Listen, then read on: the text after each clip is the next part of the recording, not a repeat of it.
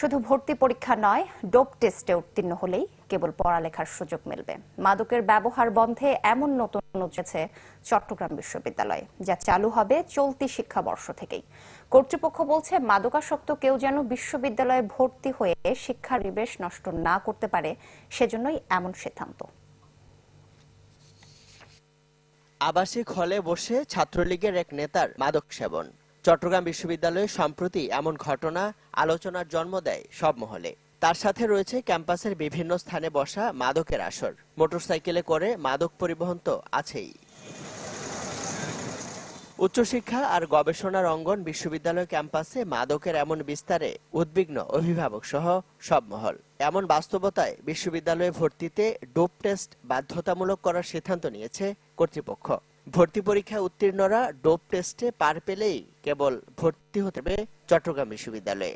এইবার যারা আমাদের চট্টগ্রাম বিশ্ববিদ্যালয়ে বিভিন্ন বিভাগে অবশ্যই ভর্তি হবে, তাদেরকে সবাইকে ডোপ টেস্ট আমরা করাবো। এবং সেই ডোপ টেস্ট আমাদের বিশ্ববিদ্যালয়ে আমাদের দুটি ডিপার্টমেন্ট আছে, জেনেটিক ইঞ্জিনিয়ারিং ডিপার্টমেন্ট এবং বায়োকেমিস্ট্রি ডিপার্টমেন্ট। তাদের সাথে আমরা আলোচনা করছি, তারা অত্যন্ত স্বল্প সময়ে তারা কাজটা সম্পাদন করবে। মাদকের বিস্তার ঠেকাতে গত রোববার বিশ্ববিদ্যালয়ের ডিনস কমিটির বৈঠকে এই সিদ্ধান্ত নেওয়া হয়। তারা বলছেন, ক্যাম্পাসে মাদক প্রতিরোধ এবং মাদকাসক্ত কেউ যেন বিশ্ববিদ্যালয়ে ভর্তি হতে না পারে, সেজন্য এমন সিদ্ধান্ত, যাকে স্বাগত জানিয়েছেন শিক্ষকরাও। মাদক যারা নেয় তারা কখনোই একটা সুস্থ সমাজ বিনিময়ের পক্ষে সহায়ক হতে পারে না, এবং মাকে নিরুৎসাহিত করা এবং এর মাধ্যমে আমরা একটা মাদক মুক্ত সমাজ গড়ে তুলতে পারব।